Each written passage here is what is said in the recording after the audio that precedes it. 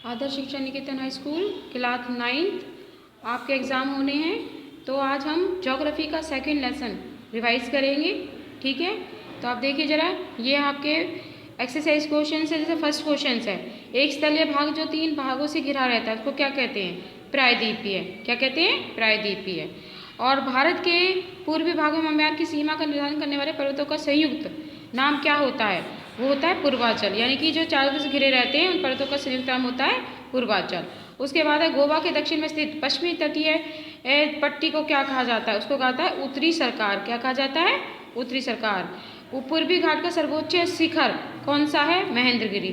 उसके बाद आपके क्वेश्चन आते हैं, ये जैसे सेकंड क्वेश्चन है, भूपर्गीय प्लेटें। पृथ्वी के अंदर से उठने वाली सौर तरंगों के कारण भूपृष्ठ के कई भाग बड़े बड़े खंडों में बट गया है। यानी कि पृथ्वी के अंदर से उठने वाली जो भूपृष्ठीय खंडे होती है वो खंडों में बढ़ जाती हैं, जिनको भूपर्गीय प्लेटें कहते हैं। आज के कौन से महाद्वीप गोंडवाना के भाग हैं? दक्षिण अफ्रीका, ऑस्ट्रेलिया, एशिया महाद्वीप और गोंडवाना। भावर क्या है? भावर वह मैदानी प्रदेश होता है जहाँ नदियों पहाड़ों से निकलते ही तुरंत मैदान में प्रवेश करती है और अपने साथ लाए रेत, कंकड़, बजरी, पत्थर आदि का निषेध करती है। उसको क्या कहते हैं? भावर कहते हैं। उसके बाद है कि हिमालय के 3 विभागों के नाम उत्तर से दक्षिण के क्रम में बताइए। महान हिमालय तथा हिमाद्री, मध्य हिमालय तथा हिमाचल, बाह्य हिमालय तथा शिवालिक। उसके बाद है अरावली और विंध्याचल की पहाड़ी में कौन सा पठार स्थित है? हिमाचल, मालवा पठार। कौन सा पठार स्थित है? मालवा का पठार। भारत के उन द्वीपों के नाम बताइए जो प्रभाल भीति के हैं। लक्षद्वीप समूह। कौन से हैं? लक्षद्वीप समूह। उसके बाद ये अंतर स्पष्ट क्वेश्चन आता है, जैसे बांगर और खादर में अंतर मैंने आपको ये बताए थे। तीनों में ये वाला क्वेश्चन आपको करना है। और अपसारी तथा अभिसारी शैलें, पूर्वी घाट के पश्चिमी तटीय मैदान। और उसके बाद ये वाला क्वेश्चन आपको करना है कि हिमालय का निर्माण कैसे हुआ। जो मैंने समझाया था कि आज जहाँ पर हिमालय है वहाँ पर आज 33 सागर फैलाया जाता है। एक लंबा रुतला सागर है जो विशाल भूखंडों से क्या हुआ था? घिरा हुआ था। इसके उत्तर में अंगारा लैंड और दक्षिण में गोंडवाना लैंड के भूखंड थे।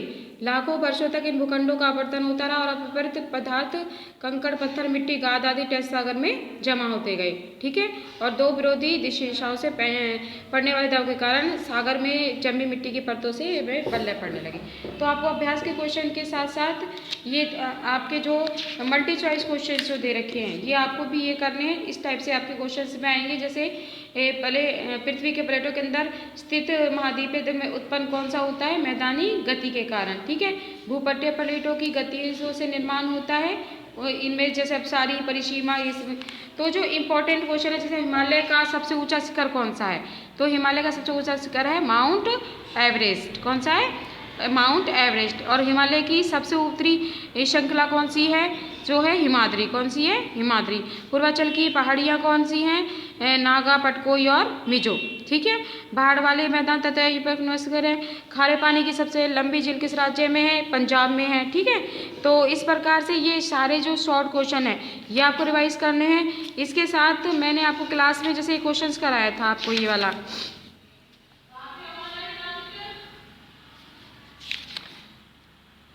डेल्टा नदी का नाम बताइए। पूर्वी तटीय मैदानों की अपेक्षा अधिक चौड़े होते हैं, पश्चिमी मैदानों पर एक जलवन्मुख होते हैं। ठीक है, और उसके बाद जैसे पश्चिमी तटीय, पूर्वी तटीय मैदान में अंतर, ये सभी क्वेश्चंस आपको अपनी अच्छी तरह से रिवाइज करिए। निबंध में आपको ये वाला क्वेश्चंस, भारत के प्रमुख तटीय मैदानों का संक्षिप्त वर्णन कीजिए।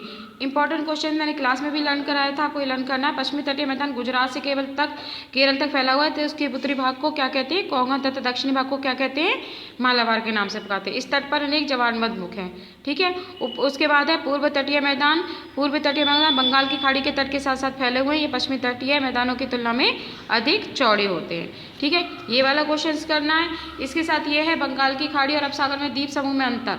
तो बंगाल की खाड़ी में द्वीप समूह का नाम अंडमान निकोबार द्वीप समूह है और अरब सागर में द्वीप समूह का नाम लक्षद्वीप द्वीप समूह है।